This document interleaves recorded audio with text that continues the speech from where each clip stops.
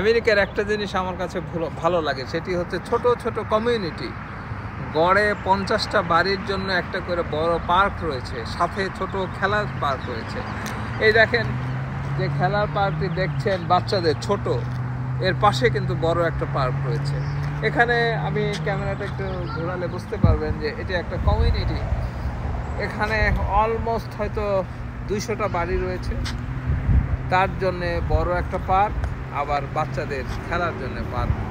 এদের অবশ্য প্রচুর জায়গা।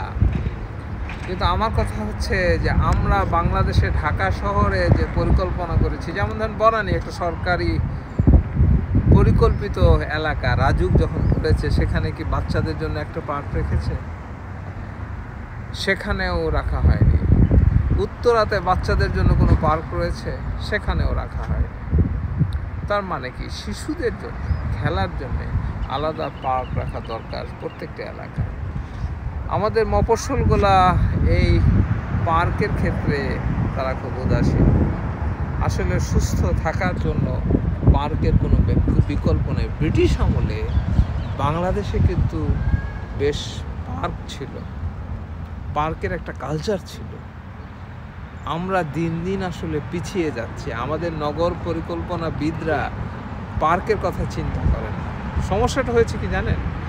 ঢাকা শহরের সরকার যেহেতু কয়েকটা হাউজিং করেছে, উত্তরা, ধানমন্ডি, বারিধারা, গুলশান, বনানী, আর যা যা হয়েছে সব বেসরকারি উদ্যোগে হয়েছে। তারা তো ব্যবসার চিন্তা করেছে। তারা চিন্তা করেছে একটা জায়গা খালি রাখলে তাদের ব্যবসার ক্ষতি।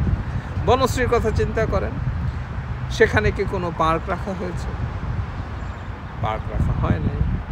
আপনি পল্লবীর কথা চিন্তা করেন, সেখানে কি পার্ক? তারা সম্ভব না, কারণ হচ্ছে তারা কষ্ট করে মাটি ভরাট করেছেন, তারা মানুষের কাছ থেকে বেশি দামে জায়গা কিনেছেন, বিজ্ঞাপনে পয়সা খরচ করেছেন।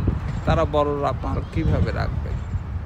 এই কারণে সরকারকে হাউজিং করতে হবে।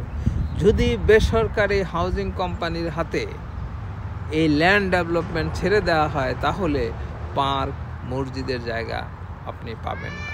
এই কারণে যদি বেসরকারি কোনো কোম্পানি হাউজিং করে, তার সাথে সরকারের জয়েন্ট ভেঞ্চার থাকতে হবে। তা না হলে সাধারণ মানুষের যে সমস্ত ফ্যাসিলিটি দরকার সেটা দেওয়া সম্ভব না। একবার যদি অপরিকল্পিত নগরায়ন হয়ে যায়, সেটি 500 বছরেও সংশোধন করা সম্ভব না। দালান উঠে গিয়েছে, আপনি তাদেরকে উঠাই দিতে পারবেন?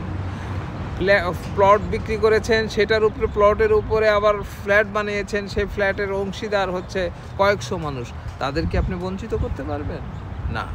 একবার যদি অপরিকল্পিত কিছু হয়ে যায়, সেটা থেকে সংশোধন করার উপায় নেই, পারবেন না, সরকারও পারবে না, মামলা হয়ে যাবে। এতগুলা মানুষকে আপনি প্লট দিয়ে দিয়েছেন, সেই প্লটের উপরে বিল্ডিং হয়েছে, সেই বিল্ডিংয়ের ফ্ল্যাটগুলো বিক্রি হয়ে গিয়েছে, তাকে আপনি ভাঙবেন কিভাবে? এই কারণে বলছি যে যদি একবার অপরিকল্পিত কিছু হয়ে যায়, সেটা সংশোধন করার সুযোগ থাকে না।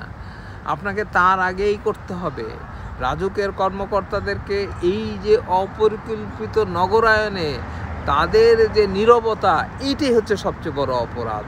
এই অপরাধ থেকে সংশোধন এই মুহূর্তেই হতে হবে।